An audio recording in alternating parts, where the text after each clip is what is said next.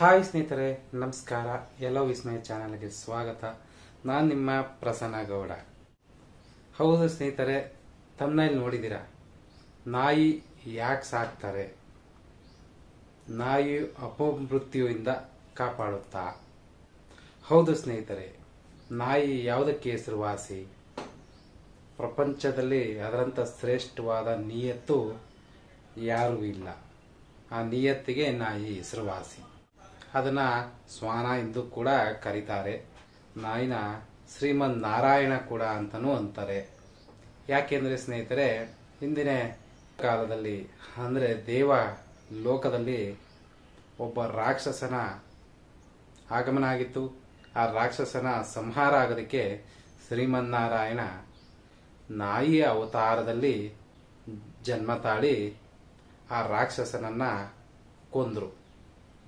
ದುಷ್ಟರ ವಿನಾಶ ಮಾಡಿ ಧರ್ಮ ರಕ್ಷಣೆ ಮಾಡಿದ್ರು ಸ್ನೇಹಿತರೆ. ಸೊ ಅಂತ ಅದ್ಭುತವಾದ ಶಕ್ತಿ ಹೊಂದಿರತಕ್ಕಂಥದ್ದು ಈ ಶ್ವಾನ, ಈ ನಾಯಿ.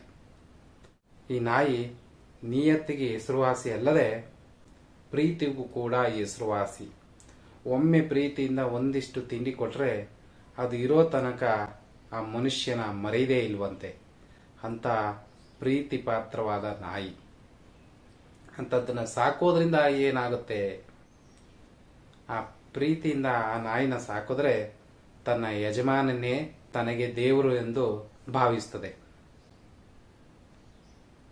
ಅಂತ ಪರಿಸ್ಥಿತಿಲಿ ಮನೆಗೆ ಅಪಮೃತ್ಯು, ಉದಾಹರಣೆಗೆ ಈಗ ದೆವ್ವ ಅಂತೀರಿ, ನೆಗೆಟಿವ್ ಅಂತೀರಿ, ಮಾಟ ಮಂತ್ರ ತಂತ್ರಗಳು ಅಂತಾರಲ್ವಾ, ಆ ಥರ ಏನಾದರೂ ಆ ಯಜಮಾನನ ಮನೆಗೆ ಪ್ರಭಾವ ಬೀರಿದ್ರೆ ಮೊದಲು ಆಹುತಿ ಆಗುವುದೇ ಆ ನಾಯಿ. ಕೆಲವು ಪ್ರಾಣಿಗಳು ಕೂಡ ಇದ್ದಾವೆ. ಸೊ ಹೇಗೆ ಅದಕ್ಕೆ ಕೆಟ್ಟದ್ದು ಬೇಗ ಕಾಣಿಸುತ್ತೆ ಸ್ನೇಹಿತರೆ, ನಾಯಿಗೆ ಮತ್ತು ಬೆಕ್ಕುಗೆ ಅಥವಾ ಪ್ರಾಣಿಗಳಿಗೆ.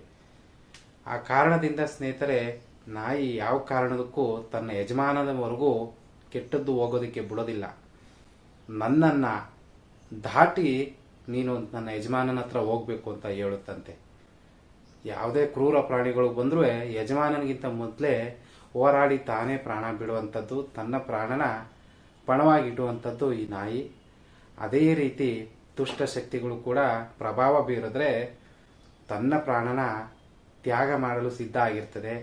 ನನ್ನ ಯಜಮಾನನ ಪ್ರಾಣ ಹೋಗುತ್ತೆ ಅನ್ನೋದಾದರೆ ನನ್ನ ಪ್ರಾಣವೇ ಹೋಗಲಿ ಅಂತ ಅದು ಬೇಡ್ಕೊಳ್ಳುತ್ತೆ. ಹಾಗೆ ದುಷ್ಟ ಶಕ್ತಿಗೆ ಕೂಡ ಬಲಿಯಾಗ್ತಕ್ಕಂಥದ್ದು ಈ ನಾಯಿ. ಇಂಥ ಶ್ರೇಷ್ಠ ಗುಣ ಹೊಂದಿರತಕ್ಕಂಥದ್ದು ನಮಗೆ ಇಂಥ ಅಪಮೃತ್ಯುನ, ಅಕಾಲಿಕ ಮರಣನ ತಡೆಯುವಂಥ ಶಕ್ತಿ ಈ ನಾಯಿಗಿದೆ ಸ್ನೇಹಿತರೆ. ಈ ನಾಯಿನ ಸಾಕೋದ್ರಿಂದ ನಮ್ಮ ದುಃಖಗಳು ಕೂಡ ಕಣ್ಮರೆಯಾಗತ್ತೆ. ಅದು ಆಡ್ತಿರೋ ಆಟಗಳನ್ನ ನೋಡ್ತಿದ್ರೆ ಸ್ನೇಹಿತರೆ, ಮುದ್ದು ಮುದ್ದಾಗಿ ಕ್ಯೂಟಾಗಿ ಆಡ್ತಿದ್ರೆ ನಮಗೆ ಎಷ್ಟೇ ನೋವಿದ್ರೂ ಮರ್ತೋಗ್ಬಿಟ್ಟು ಅದ್ರ ಜೊತೆ ನಾವು ಬೆರೆತು ಆಟ ಆಡ್ತೀವಿ. ಅಯ್ಯೋ, ನಾಯಿಗಳಿಂದ ನಾವು ಕಡಿತಕ್ಕೆ ಒಳಗಾಗಿದ್ದೀವಿ, ಅಯ್ಯೋ ನಾಯಿಗಳಿಂದ ಕೆಲವರು ಸತ್ತಿದ್ದಾರೆ ಅಂತ ನಿಮ್ಮ ಪ್ರಶ್ನೆ ಇರ್ಬೋದು. ಆದರೆ ನಾಯಿಗಳನ್ನ ಸರಿಯಾದ ರೀತಿಲಿ ಮನುಷ್ಯ ಬೆಳೆಸಿರಲ್ಲ. ಕಲ್ಲಲ್ಲಿ ಹೊಡೆದು ಹಸುವಾಗಿ ಊಟ ಕೊಡದೆ ನರಳಿಸಿದಾಗ ಅವು ಏನು ಮಾಡ್ತವೆ? ಹಿಂದೆ ಬೀಳ್ತವೆ, ಕಚ್ಚೋಕೆ ಪ್ರಯತ್ನ ಮಾಡ್ತವೆ. ಹೌದಲ್ವಾ? ಖಂಡಿತ ಹೌದು.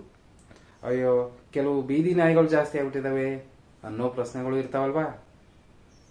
ಆಸ್ಪತ್ರೆಗೆ ಕರ್ಕೊಂಡು ಹೋಗಿ ಅಥವಾ ಅಲ್ಲಿನ ಕೌನ್ಸಿಲರ್ಗೋ ಯಾರಿಗೋ ಕಂಪ್ಲೇಂಟ್ ಮಾಡಿ ನಾಯಿಗಳಿಗೆ ಇಂಜೆಕ್ಷನ್ ಕೊಡ್ತಾರೆ. ಅವಕ್ಕೆ ಮಕ್ಕಳಾಗದೇ ಇರೋ ಥರ ನಿಯಂತ್ರಣ ಮಾಡ್ತಾರೆ. ಅವು ಪುನರ್ ಮಕ್ಕಳಾಗ್ದಂಗೆ ತಡೆದಾಗ ನಾಯಿಗಳ ಸಂಖ್ಯೆಗಳು ಬೆಳೆಯೋದಿಲ್ಲ. ಪರಿಹಾರ ಇದ್ದೇ ಇರುತ್ತಲ್ವಾ? ಕೆಲವು ನಾಯಿಗಳು ಗಲೀಜಾಗಿರ್ತವೆ. ಕಾರಣ ಯಾರು? ಹೊಡೆದು ಜನಗಳು ಭಯಪಡಿಸ್ತಿರ್ತಾರೆ. ಅವು ದೂರ ಗಲೀಜಲ್ಲೇ ಇರಬೇಕಾದ ಸ್ಥಿತಿ ಬರ್ತದೆ. ಆದರೆ ನಿಮ್ಗೇನು ಅನ್ಸುತ್ತೆ ಹೇಳಿ? ನಾಯಿ ಶ್ರೇಷ್ಠವಾದದ್ದು ಇಲ್ವೋ? ದಯವಿಟ್ಟು ಕಮೆಂಟ್ ಮಾಡಿ. ನಾಯಿಯಲ್ಲಿ ವೆರೈಟಿಗಳು ಇರ್ಬೋದು. ಕೆಲವರು ತನ್ನ ಮಕ್ಕಳಂತೆ ನೋಡ್ಕೋಬೋದು. ಆದರೆ ಇನ್ನು ಕೆಲವು ನಾಯಿಗಳನ್ನ ಕೀಳಾಗಿ ನೋಡ್ತಾರೆ. ದಯವಿಟ್ಟು ನಾಯಿಗಳ ಬಗ್ಗೆ ಪ್ರೀತಿ ಇರಲಿ. ಅವುಗಳನ್ನ ಬೆಳೆಸಿ ಉಳಿಸಿ ಅದರಂಥ ನಿಯತ್ತು ಮನುಷ್ಯನಿಗಿಲ್ಲ. ಅವುಗಳನ್ನ ಬೆಳೆಸೋ ಕ್ರಮಗಳನ್ನ ಕೈಗೊಳ್ಳಿ. ಅಥವಾ ಅವು ಜಾಸ್ತಿ ಮರಿ ಮಾಡ್ತಾವ, ಅವಕ್ಕೆ ಇಂಜೆಕ್ಷನ್ ಕೊಡಿಸಿ, ಇಲ್ಲ ಏನಾದ್ರು ಯಾರಿಗಾದ್ರೂ ತಿಳಿಸಿ ಅವರೇ ಬಂದು ಇಂಜೆಕ್ಷನ್ ಕೊಟ್ಟು ನಾಯಿಗಳ ಸಂಖ್ಯೆಗಳನ್ನ ಕಮ್ಮಿ ಮಾಡ್ತಾರೆ. ಒಂದು ಹೆಣ್ಣು ನಾಯಿಗೆ ಇಂಜೆಕ್ಷನ್ ಕೊಟ್ಟರೆ ಅದು 16 ಮರಿಗಳನ್ನ ಹಾಕೋದು ತಪ್ಪುತ್ತೆ. ಅದಕ್ಕೆ ಪ್ರೀತಿಯಿಂದ ಸಾಕಿದ್ರೆ ಅದು ಜೊತೆಲಿ ಇರುತ್ತೆ. ಕೆಟ್ಟದ್ದೇನೇ ಆದರೂ ಅದು ತಡೆಯೋ ಶಕ್ತಿ ಅದಕ್ಕಿದೆ. ಆದರೆ ಅವುಗಳನ್ನ ಮನಸ್ಸನ್ನ ಅರ್ಥ ಮಾಡ್ಕೊಳ್ಳುವಂಥ ಮನುಷ್ಯ ತಯಾರಾಗಬೇಕಾಗತ್ತೆ. ನಾಯಿ ನಾರಾಯಣನಿಗೆ ಸಮಾನವಾದದ್ದು. ಆದರೆ ಕೀಳಾಗಿ ನೋಡೋ ಬದಲು ಕೆಲವು ನಾಯಿಗಳನ್ನ ರಕ್ಷಣೆ ಮಾಡಿದ್ರೆ ತುಂಬ ಒಳಿತು. ಎಷ್ಟೋ ಮಕ್ಕಳ ನಾಯಿ ಸಾಕಿರ್ತಾರೆ, ಆ ಮಕ್ಕಳನ್ನ ನಾಯಿಗಳೇ ಉಳಿಸಿರ್ತವೆ. ಯೂಟ್ಯೂಬಲ್ಲಿ, ಶಾರ್ಟ್ಸಲ್ಲಿ, ಇನ್ಸ್ಟಾಗ್ರಾಮಲ್ಲೆಲ್ಲ ನೋಡಿರ್ತೀರ ಮಕ್ಕಳನ್ನ ಹೇಗೆಲ್ಲ ಕೇರ್ ಮಾಡಿ ಹೇಗೆಲ್ಲ ಪ್ರಾಣಾಪಾಯದಿಂದ ಪಾರು ಮಾಡ್ತವೆ ಅಂತ.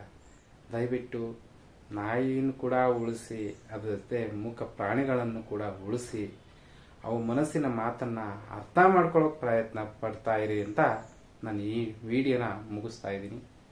ಧನ್ಯವಾದಗಳು ಸ್ನೇಹಿತರೆ.